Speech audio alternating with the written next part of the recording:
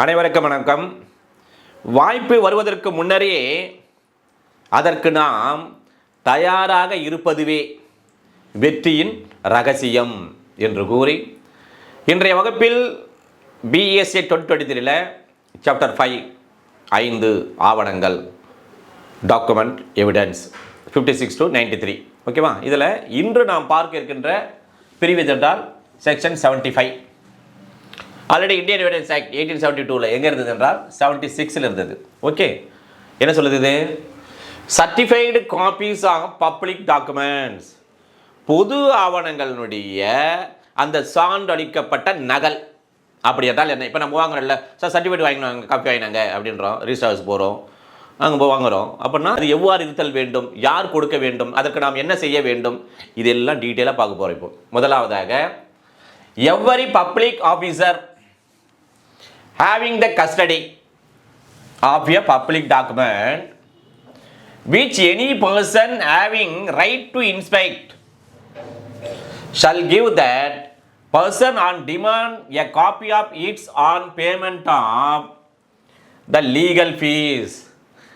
Therefore, together with a certificate written at the foot of such copy that it is a true copy of such document or part thereof as the case may be, and such certificate shall be dated and subscribed by such officer with his name and his official title and shall be sealed.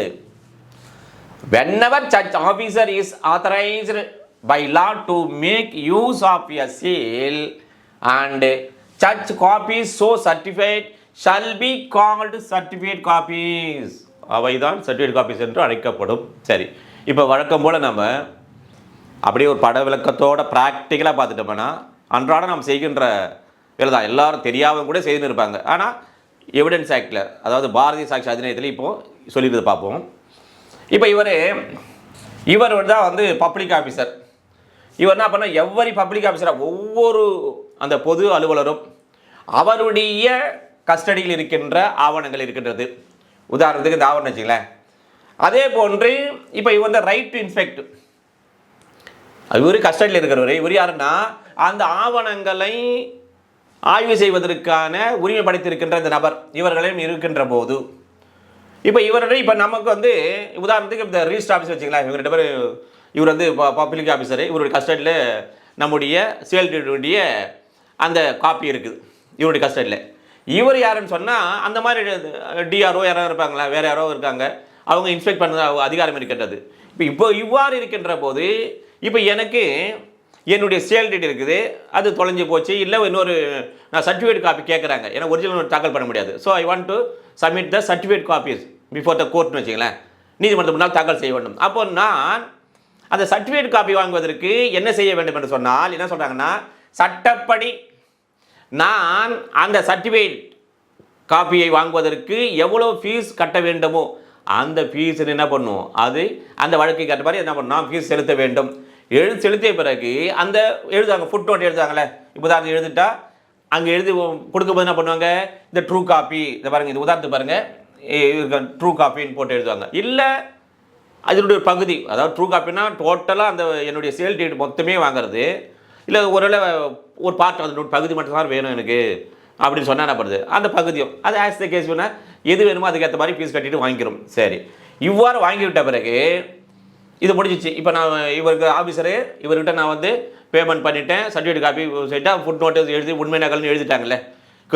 இப்போ இவர்கள் எனக்கு கொடுக்கின்ற போது அது எவ்வாறு அந்த certificate காப்பியில் என்னென்ன mention பண்ணி கொடுக்க வேண்டும் என்றால், இதை பார்த்து உதாரணம் பார்த்துங்க. இதில் சொல்ல பாருங்கள், முதல்ல தேதி இருக்க வேண்டும், ஷல் பி, கண்டிப்பாக அதில் தேதி இருத்தல் வேண்டும். அதே போன்று அதனுடைய பேர், யார் அது வழங்கினார் என்ற பேர், அந்த பேர் ப்ளஸ் அவருடைய டெசிக்னேஷன் பாருங்கள், நேம் இருக்குது. இப்போ கலெக்டரா அல்லது வந்து விஏஓவா, ரிஜிஸ்டர் ஆஃபீஸரா அப்படின்னு கண்டிப்பாக இருக்க வேண்டும். அதே போன்று அலுவல், இவர்களுக்கு கொடுக்கப்பட்டிருக்கின்ற அலுவல் முத்திரை, அந்த முத்திரை இடப்பட்டு இருக்க வேண்டும். இவ்வாறு அவர்கள் இதையெல்லாம் கொடுத்து இருத்தல் வேண்டும். சரி, இப்போ நம்மளே அட்வொகேட்டாக இருக்கிறோம், நமக்கு வந்து ஜட்ஜ்மெண்ட் காப்பி இருக்குது. அப்போ அப்பீல் போகின்ற என்ன பண்ணுறோம், சர்டிஃபிகேட் காப்பி வேணும் அப்படின்னு வச்சுக்கலாம். இப்போ ஜட்ஜ்மெண்ட்டுக்கு நம்ம நீதிமன்றத்தில் எவ்வளோ ஸ்டாம்பாக கட்டுவோம், ப்ராசஸ் எவ்வளோ ஸ்டாம்ப் டியூட்டி கட்டி அதுக்கு அப்ளை பண்ணுறோம். பிறகு அங்கே கொடுக்கின்ற போது அவர் நம்ம இது எல்லாம் கம்ப்ளைண்ட் பண்ணியிருப்பாங்க, இந்த டேட்டு சர்டிஃபிகேட் கொடுத்து ட்ரூ காப்பி போட்டுட்டு உண்மை நகல் என்று சான்றளிக்கப்படுது, உண்மை நகல் என்று இதெல்லாம் கொடுக்குறாங்களே. இதுதான் வழக்கமாக நம்ம செய்கிறது. இதுதான் வந்து ஆஸ் பர் 75 படி. இப்போ ஜட்ஜ்மெண்ட் காப்பி சொல்லிட்டேன், இப்போ அட்வொகேட் நம்ம போடுறோம். இப்போ இந்த காப்பியை பெறுகின்ற போது நாம் என்ன ஃபீஸ் கட்டுறோம், பிறகு நீதிமன்றமானது பார்த்தீங்கன்னா திருப்பி கரெக்டாக இருக்கும் பார்த்துங்க. நம்மளுடைய அதுதான் உதாரணம் நமக்கு கரெக்டாக சொல்கிறேன், டெய்லி நான் பார்க்குறது ஜட்ஜ்மெண்ட் காப்பிலையோ எந்த சர்டிஃபிகேட் காப்பி போட்டாலும் இதெல்லாம் இந்த கம்ப்ளைண்ட் பண்ணியிருப்பாங்க.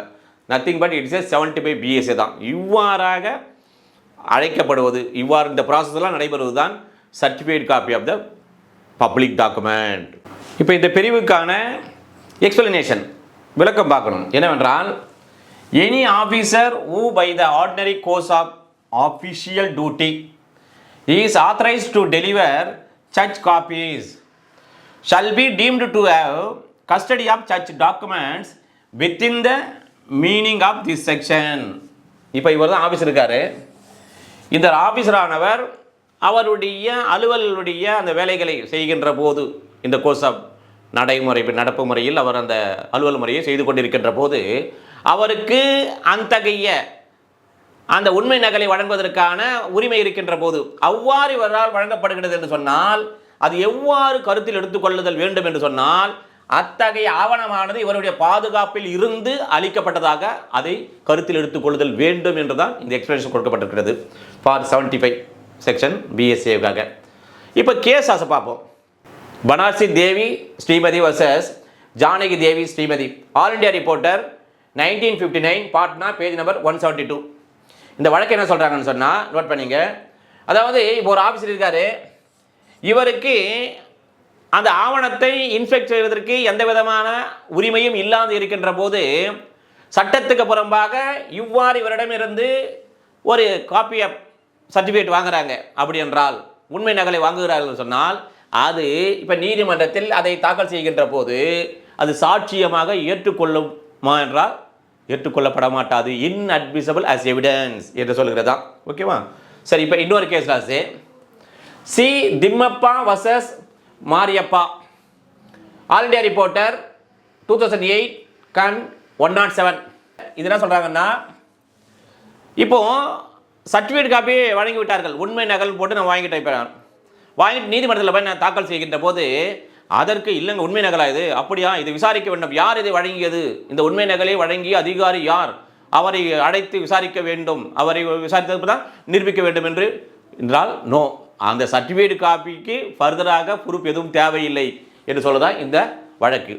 அடுத்து பார்த்தீங்கன்னா Parvathi versus K Sivalingam, all India reporter 2009, notes of crime 222 Madras.